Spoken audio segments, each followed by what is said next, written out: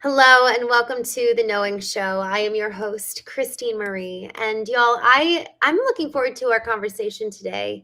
We're talking about how to make moments, how to create moments that matter in our lives. And it really is that encouragement to pick our heads up and live awake rather than having our heads kind of down and looking at our phones and living on autopilot, but really living with intention.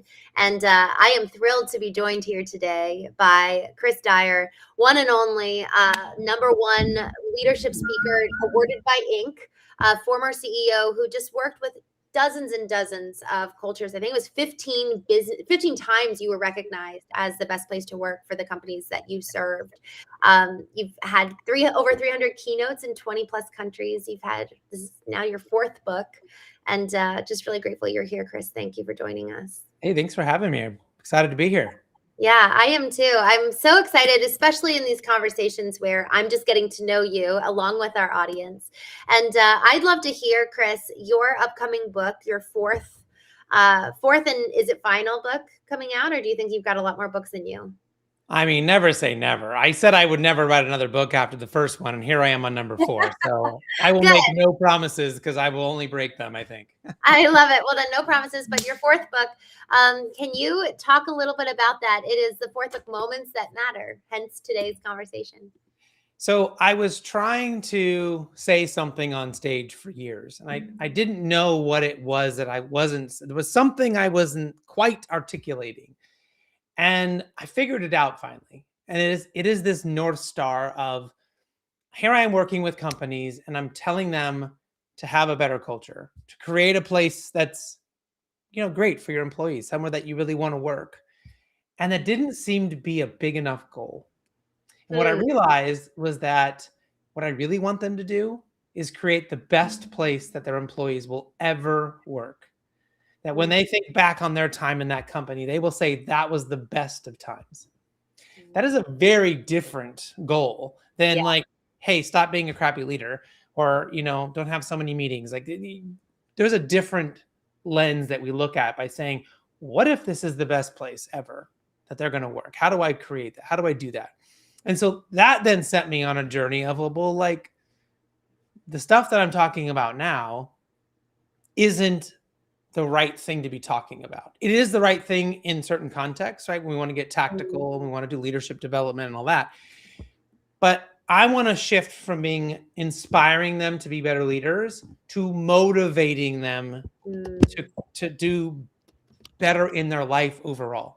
Because one of the things that I really discovered was that the better a culture is, the better communities are.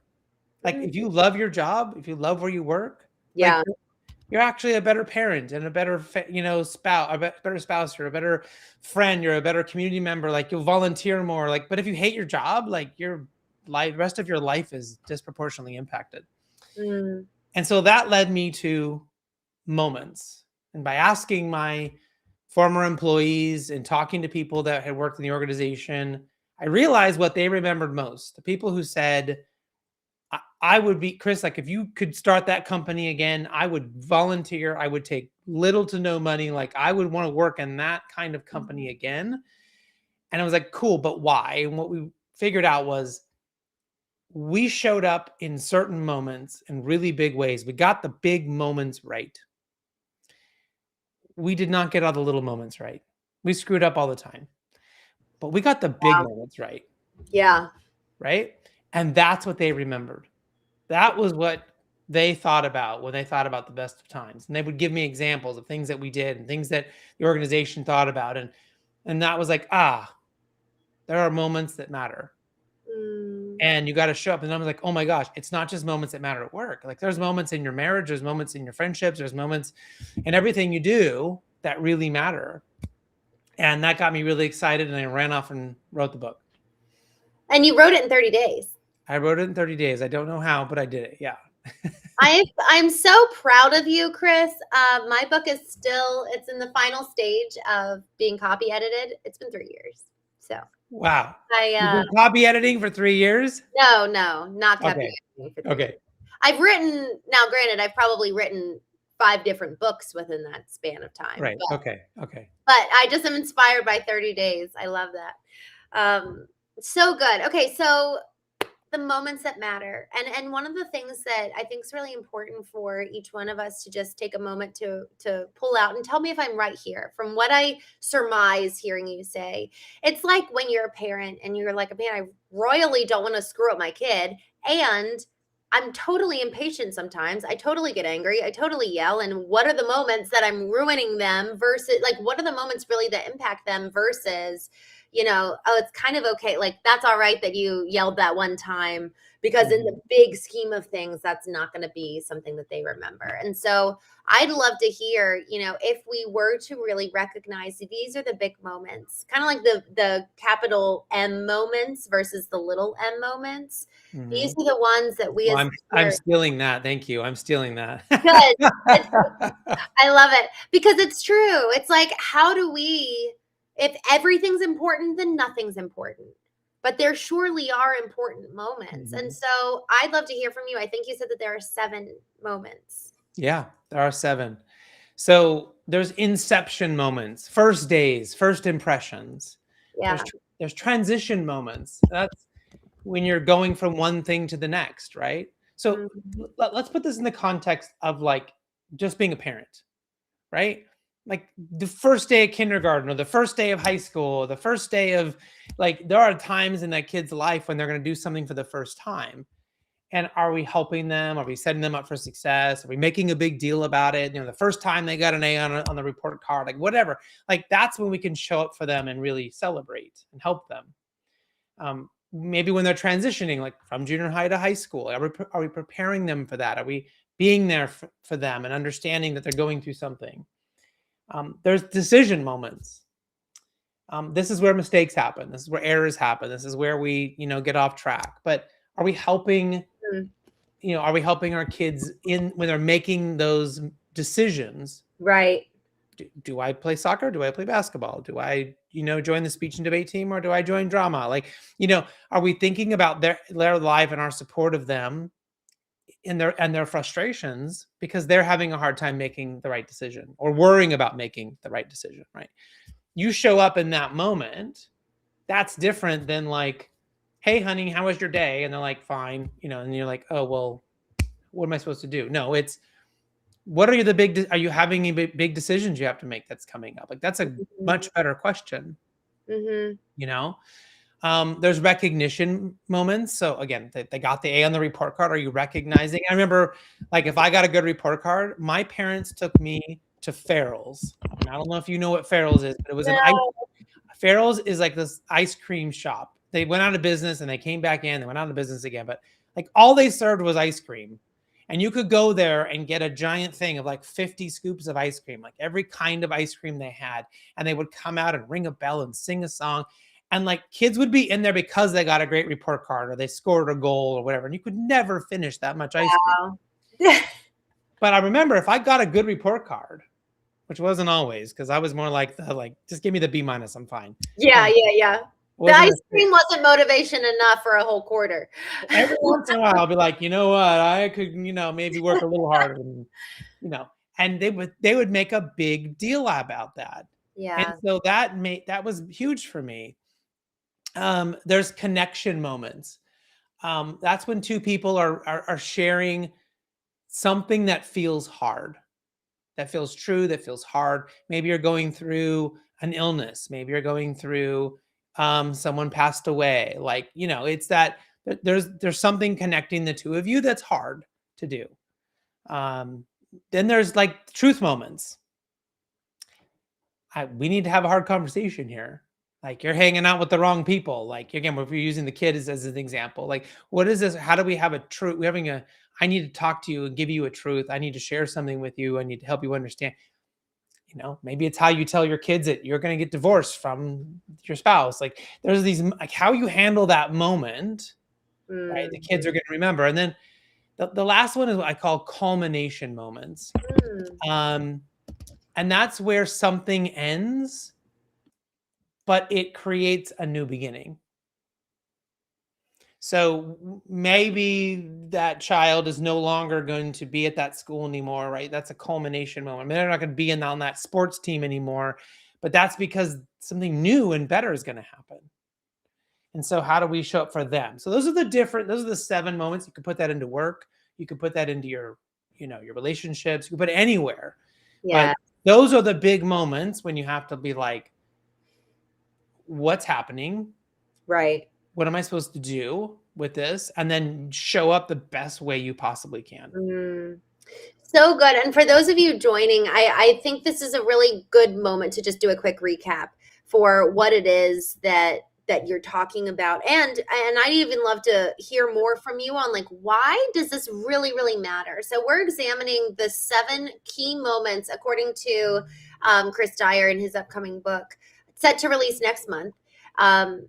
7 moments that really are pivotal in business, as parents, in our own lives, all of which that deserve a moment to pause and really pay special intention and attention. Like I actually like saying attention and intention, because if we're not paying close attention for the purpose of intention, how am I going to respond here? It is a capital M moment rather than just kind of like a regular moment throughout the day where it's not just he mentions one of them is decision.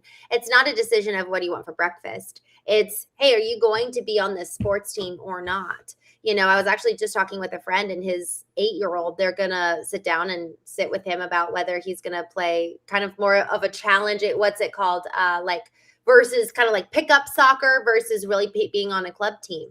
Right. And they're going to let him make that choice. But that's a decision moment, capital M, because that could be, I remember when I quit piano. I wish I didn't. And so the quality of that capital M decision moment around this soccer could very well impact his high school, maybe college, maybe farther out in life. Who knows? He's 8 years old.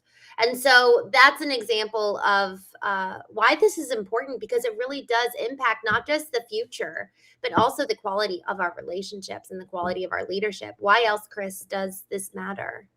Well, for that other person, we are helping them navigate that whatever's going on with them, navigating that moment. And for a parent and a child, that's our opportunity to show up and guide them and teach them and to show them how we want them to act and to grow up as an adult. Maybe it's an employee, maybe it's your boss, maybe like that's that time. So what I found really fascinating in my research is that we only remember about 1% of all of our experiences. 1% has an actual imprint on us. We don't remember the other 99% of things that happened. And that's why we can get away with, not having the best parenting skills or the best friendship skills all the time, and we can drop the ball. But that 1% that we're going to remember, if we can show up the right way in these moments, we're imprinting those memories and those applications and those experiences with that other person in a way that they're going to remember in a meaningful way, right? The other part of this is that you have to see it to know what's happening and figure out which moment you're in, and then you have to go and shape it. So now I know I'm in a culmination moment, I'm in an inception moment. Okay, what am I supposed to do in that particular moment to be my best self? But the third thing is, how do you scale that moment? And a good example of this is let's say you and I were on the same, let's say I was your boss, okay, and we're on a team, and you have someone in your family going through something really terrible. Maybe they're like dying of cancer, something really bad. And I'm showing up for you. I'm making sure that we're not giving you huge projects. We're not overloading you, because I know you have something really big going on in your personal life, right? I'm stepping up as your boss to really help you during this tough time. Still got to do your work, but like you need to take a couple days off or whatever. Like we're trying to figure it out with you because we know you're struggling. That's great. And I'm being a good boss. But if you and I are the only people that know that happened, I'm missing an opportunity for the Right. rest of the team to know that I'm going to be there for them too, if something ever happens. Hopefully nothing ever does. But that's information that they will lock away when someone's coming to recruit them. someone's trying to get them to leave your company, right? When they're thinking, do they want more money or whatever? Do I want to change teams and go over here to this part? Like, this boss, I watched what he did with her. He was there for her. He'll be there for me too, Yeah. right? And so that's why these little moments, big moments, as you said, the big capital M's, that's why they matter. Yeah, so good. And I want to dive into a few of these because I'm wondering now, granted, there's not okay, so inception, first day of work, transition, moving between jobs. Is that fair in Yeah. that example? Decision, recognition. I love that example of like you always would go to this ice cream parlor. So fun. Whenever you got a good report card, connection. So like you're going through something hard together, maybe a death. Truth, we need to have a hard conversation. And then accumulation, it's the end of something, even though something else that's good is coming, it's still a moment to process. Of those seven, which is there a hierarchy in these seven, or are they all kind of like, look, they're all just big M moments? There's no They're all big. They're all so, big. You just got to figure out which one you're in. so let's move forward because you've got the book is broken up into three parts. Number one is see the moment. Is that identifying that first part? Is that identifying which of these seven you're in? Yeah. So what happens is our body will generally trigger us. We might get sweaty palms or tight chest.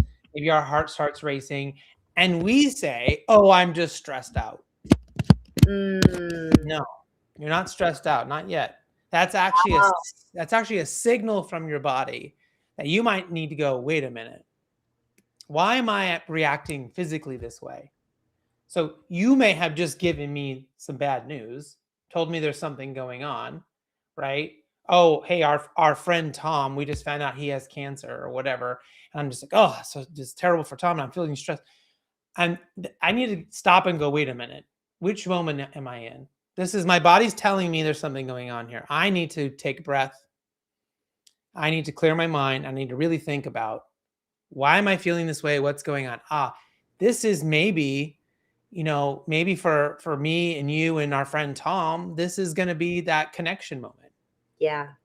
Right? That he's going through something big. You and I know we're going to need to create a meal train list. We're going to figure out how to help him. And we're going to like, how do we show up for him? Right? So that seeing it is so important, because I find that we skip it. You just go, oh, I'm stressed. I'm overwhelmed. I just need to go rest. I need to, sleep in this weekend. I need a glass of wine. I need, to go binge on Netflix. Like, I want to do something to distract myself from the fact that I probably need to stop and think about what to do next. I really, really appreciate this. And I was actually, someone just asked this question here in the chat, what are we talking about? And someone earlier was like, well, why does this matter? And it's so important. It's so important because our bodies, Kristen, I'm glad you brought up the point about our bodies signaling to us when we feel the tightening of the throat or we feel discomfort in the chest. It's our body signaling one of these moments is here. And these seven moments: inception, transition, decision, recognition, connection, truth, accumulation. 7 moments. And this is all coming out in Chris's upcoming book, coming out next month. Y'all, this is such a good framework. I've never heard of this before. I'm so excited about this, Chris. I think that this is life-changing in the way people are going to parent and the way people are going to lead. Because now it helps you to prioritize, especially as a parent, this is when I should be involved, especially when the kids are like, no, I got it. And you're like, actually, this is a pivotal life moment for you. Let me stay involved. And when you yourself know your body well enough, we then can test and see, okay, I actually need to pause and slow down because I'm feeling my body get triggered. Which of these 7 is happening for me? And it could be a moment of truth.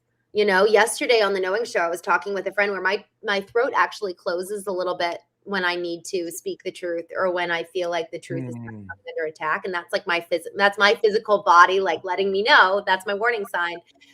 There's a truth moment here. I might have to have a hard conversation. Yeah. And so it's like the response in that moment when we sense it, slow down to then see the moment, to your point. Yeah. So when we realize that we could be having a moment, then we have to do what's called the third space, which is taking that time to figure out what moment am I in, how do I need to show up, and what does that person need from me? Like how do they need me to show up? And what I would bet you a lot of money that if you did that, your throat probably wouldn't hurt. It probably wouldn't tighten up because you would feel far more prepared of like, okay, I know I need to show up and be brave. I know I need to show up and this person needs to hear this. You know what I mean? Like, and I know I'm doing them a service by speaking this truth to them, by telling them, hey Bob, your breath stinks, like just so you know, like, or whatever that truth is that you need to show up and tell them, right? Yes. um Yes. and you'll feel better about, as opposed to like, oh, I feel stressed and oh, I need to tell this person something, and then like I'm just gonna do it and get it over with and then run away, Yeah. and that doesn't work. Mm. So good. Okay, so the next one, see the moment. Next is shape the moment. Right. Can you talk about that one? Yeah, and that was what the third space that we just did. So that's shaping the moment, right? So what do I need to do? Who do I need to be? Okay. Which Yeah. moment is it? That's shape. And then so the next thing is that scaling the moment, which we talked about a little bit earlier with like, how do I make sure I've done a great job? I've been brave. I've done the thing, but Yeah. how does anybody else in my life know about what I did? And Mm, I have taken the stab here that you, not to be self-serving, not to be, look at me, I'm so great, but for the benefit of others to yeah. know that you will show up for them, that you will do these things for them, that you are a good person, you are a person who speaks truth, you are a person who shows up when people need you, like whatever those things are, like you can't keep it to yourself. Mm, It needs to be celebrated or breathed or talked about or propagandized or whatever the right thing is in that moment. mm. You can't just like leave it, in a dark place under the chair. Well, and that's a little bit akin to what you're saying, where with a boss, if he treats his employee in a certain way, the more that you're actually able to your point, scale it, and actually rise it to the company level so that everyone can know what to expect from the boss when it comes time where they're getting poached. If we're, and I was actually speaking one of our clients. So we actually, on the knowing agency side, we do a lot with marketing and branding for personal brands.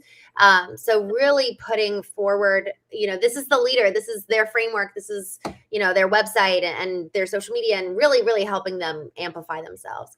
I was having a conversation with one of the CEOs recently, and he was talking about this moment when he realized he needed to stop leading from the back. He needed to lead from the front. And Mhm. in leading from the front, the entire company settled because it was during COVID, and people were just, there was so much uncertainty and they didn't know what was going to happen. And it's not like he knows what's going to happen, but that's not a moment to lead with humility from the sidelines or from the back of the room. That's when you step into the limelight and you bring the peace, and you lead from the front of the room. And so that process of scaling allows for the culture, which is one of your expertise, allows for the culture to be impacted by that person. And so it's almost like we need to shine the light with intention on those moments to shape the culture of our homes, to shape the culture of our businesses. Exactly. And you bring up a great example. I mean, COVID, it was a perfect time Mm, as an example because a lot of great leaders will speak last, will let other people, take responsibility and work on things and not be that micromanager. I'm the first one to talk. You can be a really great leader by stepping back and letting your people mm, who are amazing do what they're going to do. But when the what hits the fan, like you need to step up on your, put on your knight in shining armor gear and get on your horse and be like, listen, I don't know what the answer is, but I'm here and this is what we're doing about it. This is what, how we're going to attack this. And you've got to be loud and proud about your leadership when those big things happen. So hopefully we're not going to have another pandemic again in our lifetime. So like, well, what else do we mean? Like we had examples where I had employees in Texas back when we had that big winter. They had that big winter storm, and like, they had that huge power outage, right? And so, like, what do you do as a leader? What do you do? Do you send them a text like, "Oh, hey, hope you don't freeze to death"? Like, do you get them? You can't really like get them a hotel or a Airbnb. Like, if the power is out, the power is out. So what we figured out, and then they couldn't get generators because everyone had gone and bought generators. And so we went and bought generators and paid some college kid to drive a U-Haul from here, from where I'm in California, all the way to Texas and go and deliver them all to all of our different employees. So they had a generator so they could turn it on. And then we stepped up and said, got your generator, and I think we sent them like some like gas cards and stuff so they could buy fuel for the generators and all that. And then we told them, like, you don't have to work. So we're not sending you this generator so that you can work for us. We're sending you this generator so you and your family don't freeze to death. Please go and take this time off while the power is out and go help your community. Think about that, how that employee feels, and then how all the other employees felt about what we did for them. Right. And when someone comes knocking on their door and says, "Hey, I'll give you an extra dollar an hour, come work for me," they'll be like, "Yeah, right." Yeah. I'm so loyal, so bought in, you know? My gosh. And that's the goal. I think that so much of that actually is the goal, is that we really, man, we're really building a culture. You started out, for those who weren't here earlier, not just having a good community, a good culture, but you want the businesses that you consult with to be able to say with pride, that was, my employees say that was the best culture, that was the best company they've ever worked with. That's a high bar, Chris. And so I'm wondering, what kind of resistance are you met with? Because for people who are just out to make a dollar, it forces you, that no longer can be the ultimate goal. Like, you kind of have to choice. That's a demarcating statement. Is this going to be a great company? It's kind of like, I'm reading Jim Collins from Good to Great right now. And, in order to get to be a great company, so often the revenue does reflect that, but it's so much of it is the culture. And so I'm curious what kind of resistance you're met with from the CEOs. Well, here's the good news, is Mm. that every company can actually achieve the goal. We're right in the middle of the Olympics right now, where there's one winner, there's one gold medalist. That is not the case when it comes to how your people think about your culture and your company. Every company could technically be the best place that their employees will ever work. That's what's cool. Like, we all can create amazing cultures. We can all create a company where people want to work. This is not like there's a hierarchy and there can only be the top, 10, and then you're going to be working in, 5,622. That's not how this works. It is a completely flat experience. And so I've been finding that when I'm challenging people to do this, they want to do it, right? They like that framing. Now, to be fair, when people bring me in and they hire a speaker, there tend to be companies that are already thinking about this, that want this, they want to be better, right? No horrible company who would get an F on their report card for company culture is going to hire me to come in and help them, because they don't care about that, right? So I understand there's a group of people that don't care, but most do. And the other thing that's really exciting is, maybe you're a middle manager. Maybe you're like, just have a team and you're like, I can't control the overall culture. The good news is, you can make that team experience the best it's ever going to be for anybody. Like, you can still impact your employees' experience. And because they generally are just working with the small team, the company is going to impact them. But like, if you're on a team of 10 people, that's actually your culture. That's actually your experience at the company, is those 10 people that you work with every day.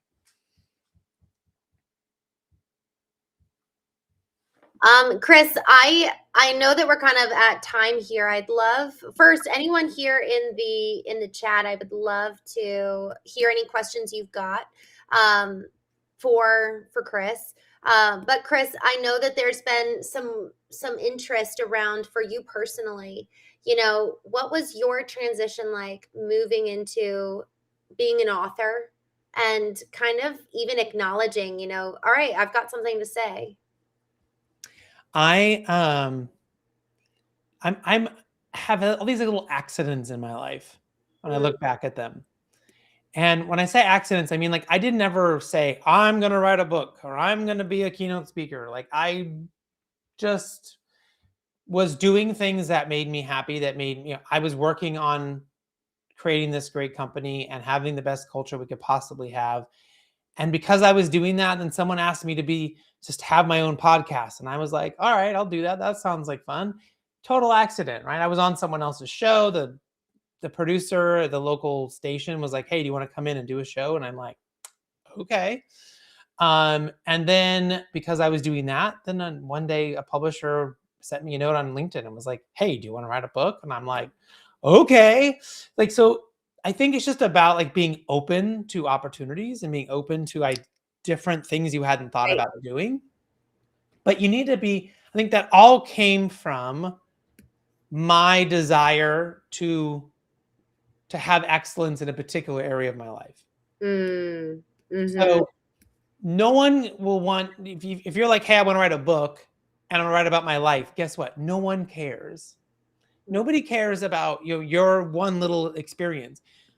But if you are really, really passionate about something and you want to write a book about that because you have such a high passion about that thing, and then your experiences in your life align to and help teach the lesson about why that thing that you're so passionate about matters, and there's a group of people in the world that care about your passion too, then it connects, Mm-hmm. right? Then it matters. Then it Right. matters. Because I've had people like, oh, I'd love to write a book. I've had an interesting life. And I'm like, but what's the point? Like, if you're just Yes.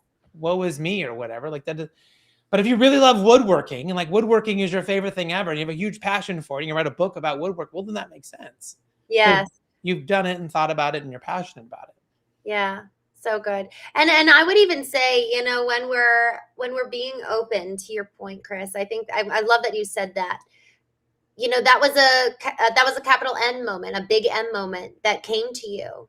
And so if we're not, again, being open and looking for those big M moments, that could have been, accumulation moment, that could have been a connection, truth, there's so many moments, but ultimately decision. You had to make a decision in that moment. And y'all, if we're open, I think that that's the key, perhaps even for us to be able to see the moments that are before us in the first place. Are we keeping our head down on our phones, or are we even looking up and around us to be open in the first place for what could be coming our way? Yeah, absolutely. So good. Chris, thank you so much for joining us today. This was a wonderful conversation, and I just love your theory. I'm excited for your book. What's the release date? March 24th, it'll be available wherever people find their stuff online. And if anybody wants a little little free resource on how to make your meetings and things like that better, you can text 33777 and then just put my name, Chris, as the message, and it'll automatically send it to you. Wonderful. Well, Byron says that he loves reading. And so, Byron, I'm going to be buying that book along with you. So, y'all, thank you so much for joining us today. Chris, thank you. Thank you for your time. I'm grateful for you. And it was wonderful to meet you. Great to meet you too. Thanks for having me. Yeah. Y'all, we will be going live tonight at 8:30 p.m. Eastern for trivia. So, we're going to be hanging out tonight and just having a good time. But in the meantime, have a wonderful rest of your day. And I will talk to all of y'all soon.